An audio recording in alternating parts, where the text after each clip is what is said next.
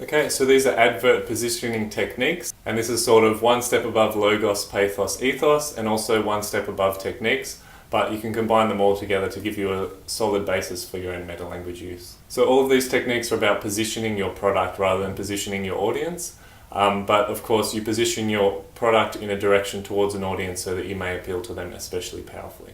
The first technique is simply positioning by statement. So to use this, you create a tagline that positions your product as something that exceeds the bounds of what your product actually does. So for example, you might position by statement by saying that your product is, for example, Iron Man food rather than just sugary cereal. Gatorade is sports replacement energy supplement or something similar, rather than sugary water with a bit of salt added. Secondly is positioning by market research. So to do this, you need to gather enough data to get a good picture of how people perceive your product, and then you reposition it based on people's understanding of your product.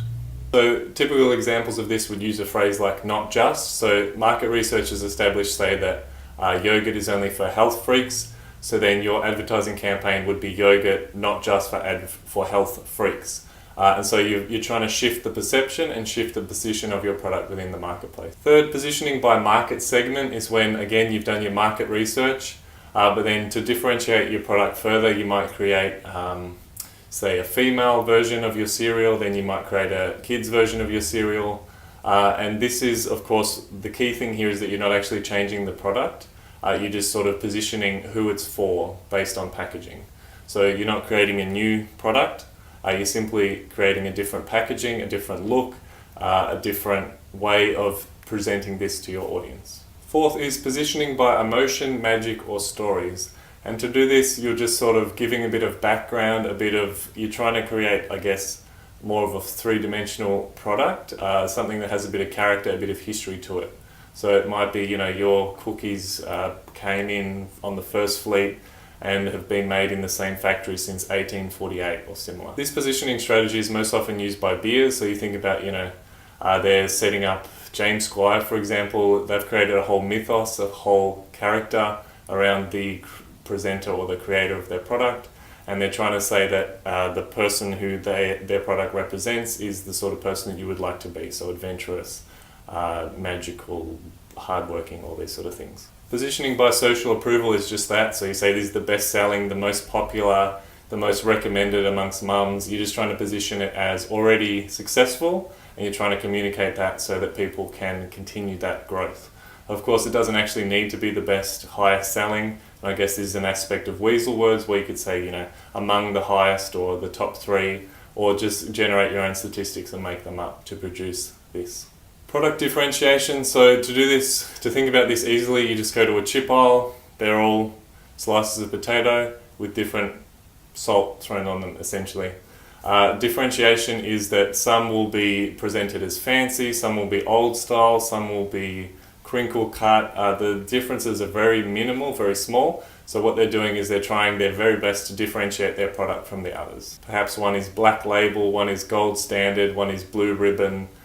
These sort of phrases go with product differentiation. Positioning against the competition is where you take the previous technique one step further and you say that your product is superior to the others, which makes them inferior. So you might say that yours is environmentally friendly, and by association theirs are unnatural or ineffective in this aspect. A good example of this would be fair trade chocolate. So you say yours is fair trade, which makes the other chocolates seem like they're using slaves or doing something morally reprehensible, so that your audience is more likely to consume your product rather than theirs. Next is moving products into new positions. So again, this is similar to the first positioning statement, where you've probably got a product that's not going so well, or maybe you've had a bit of a PR hit, so you need to reposition your product in a new direction. You can't just keep saying the same old things because something's gone wrong, or your product has hit a certain level of flack from the media or from the outside world. So perhaps instead of being a mining company, now you're an excavation project, consortium.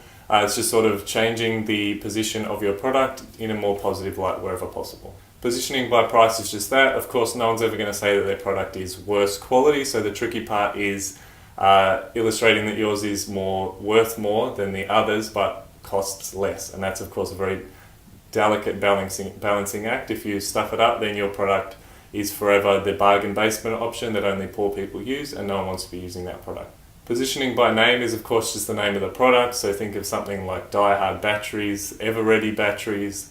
The associations you're assigning to your product come within the actual product itself, and it's not a generic name, it's important to the messaging of your product. Positioning by unique attribute is, again, we go back to the chip aisle. Maybe you've coloured your chips green for some reason, you've put a bit of gold coloured dust on them, you've added a weird crinkle cut nature to them, or you've made them a lot thicker.